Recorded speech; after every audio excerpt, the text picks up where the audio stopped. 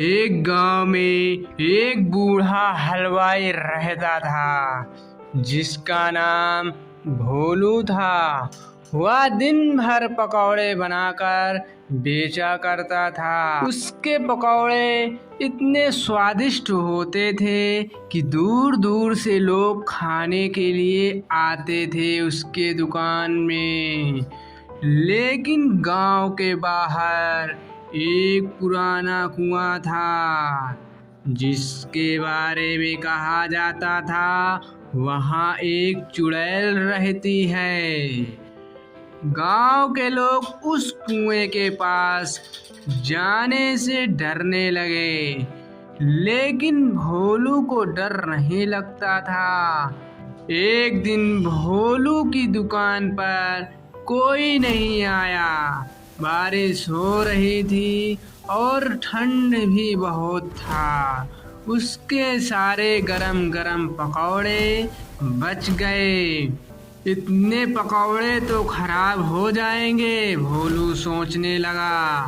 तभी उसे याद आया कि उसकी दादी कहती थी, भूखे को भोजन खिलाना पुण्य का काम है।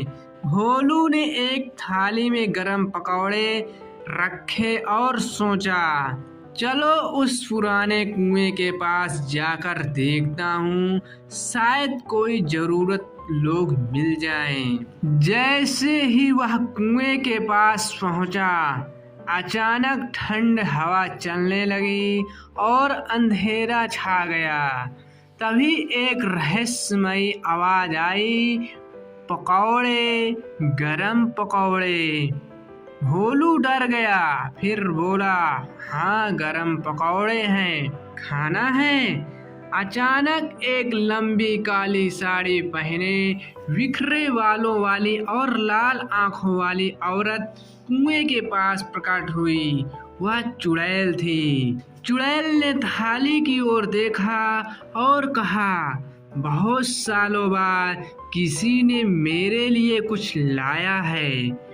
भोलू कांपते हुए बोला, तुम खा लो, मैं चलता हूँ। पर चुड़ैल ने उसे रोका और बोली, डरो मत, मैं बुरी नहीं हूँ, मैं तो बस इस कुएं में फंसी हुई आत्मा हूँ। वर्षों पहले मैं इसी गांव में पकौड़े बेचा करती थी, लेकिन एक लालची जमींदार ने मुझे मार दिया, तब से मैं यही हूँ। भोलू को दया आ गई।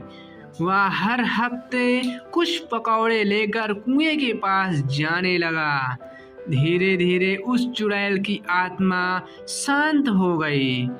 एक दिन उसने भोलू से कहा, तुम्हारे पकौड़े ने मेरी आत्मा को शांति दी, अब मैं मुक्त हो सकती हूँ।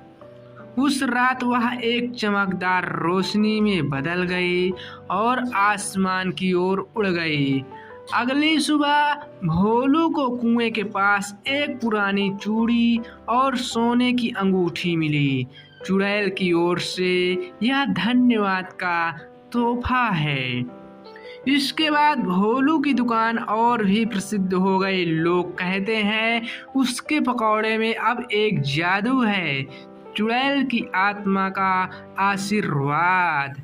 इस कहानी से हमें यह सीख मिलती है, दया और निडरता से हम सभी डरावनी चीज को सुंदर बना सकते हैं।